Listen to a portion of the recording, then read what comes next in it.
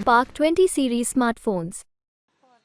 कथाकथित शराब घोटाले मामले में सुप्रीम कोर्ट ने संजय सिंह को जमानत दे दी है। सोमनाथ भारती है हमारे साथ बातचीत करने के लिए।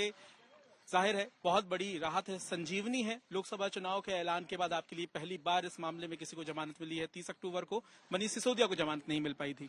मैं तो कह रहा हूं कि भगवान श्री राम का डायरेक्ट इंटरवेंशन है ये।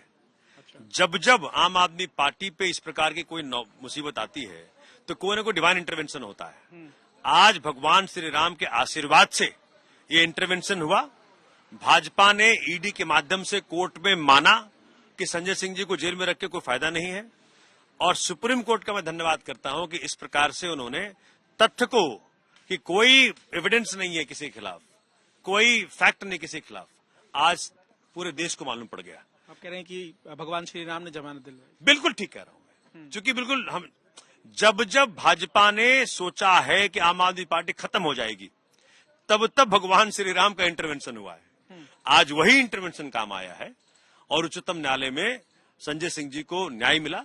देश में तो कह रहा हूं कि लोकतंत्र बच गया, संविधान बच गया, देश बच गया, और भाजपा एक्सपोज हो गई। किस प्रकार से एनफोर्समेंट डायरेक्टरेट को उन्होंने बना दिया था एक्सटॉर्शन डायरेक्टरेट, वसूली का साधन बना दिया, 2715 करोड़ वसूल किया। तो देश देख रहा है ना, 55 करोड़ इन्होंने इकट्ठे के शराब कारोबारी से। एक पैसे का कोई ना तो केजरीवाल जी से मिला, ना संजय सिंह जी से मिला, ना सिद्धू साहब के यहाँ से मिला। तो पैसे की रिकवरी कहीं कोई हमारे ऐसे नहीं हुई। पैसा खाया भाजपा ने, अरेस्ट हुआ हमारे नेता। तो ये जो अन्याय भगवान श्री राम नहीं होने देंगे। यहाँ की आपकी उम्मीद जाग गई है कि अब मनीष सिसोदिया को भी और साथ ही अरविंद केजरीवाल को भी आगामी दिनों में राहत मिल सकती है सुप्रीम कोर्ट से, या जमानत मिल सकती है? उम्मीद के दरवाजे क्या आपके लिए खुले हैं? देखिए, डिटेल ऑर्डर तो मैं देखूंगा तब बताऊंगा।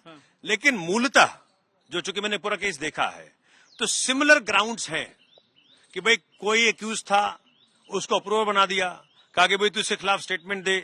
जैसे रेड्डी है, शरदचंद्र रेड्डी, उसके पहले के 6 स्टेटमेंट्स में केजरीवाल जी का नाम नहीं है। जब भाजपा ने बेल उसको प्रॉमिस किया तो कहा कि भाई 2 चीज तुम्हें करना पड़ेगा, एक तो तू केजरीवाल जी का नाम ले, और दूसरा तू 55 करोड़ रुपए हमें वसूली में दे। तो अब 7वें स्टेटमेंट में जब नाम लेता है तो कौन लेता है?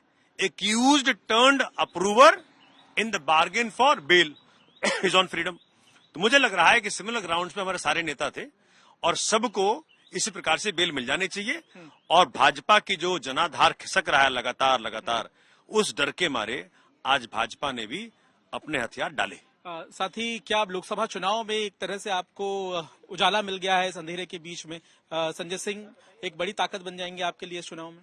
देखिए, वो तो बनेंगे ही, लेकिन मैं वह बात और बता दूं, जब से भाजपा ने हमारे नेताओं को अरेस्ट किया तब से जनता आगे आ गई, बोले कि चिंता ना करो, तुम्हारे सारे नेता जेल में हैं, तुम्हें भी डिटेन कर लेते हैं बार बार। ये तो जनता प्रचार कर रही है। अब तो जिस प्रकार से जन सैलाब उमड़ा 31 मार्च के हमारे रैली में, इनको मालूम पड़ गया कि जितना दिन जेल में रखोगे जनता उतनी संख्या में ज्यादा इनसे जुड़ेगी। आज दिल्ली की जनता हो, देश की जनता यही कह रही है कि भाजपा ने ईडी का दुरुपयोग राजनीतिक फायदे के लिए किया, और ये इसके खिलाफ जनता 24 में वोट करेगी। मंगलवार है आज, बजरंगबली की भी कृपा है। बजरंगबली जी हमारे गुरु हैं, इस पार्टी गुरु बजरंगबली जी हैं। तो बजरंगबली जी का स्पेशल कृपा हमारे ऊपर है। जब जब कुछ अच्छा पार्टी में हुआ है तब तब मंगलवार रहा है, शनिवार रहा है।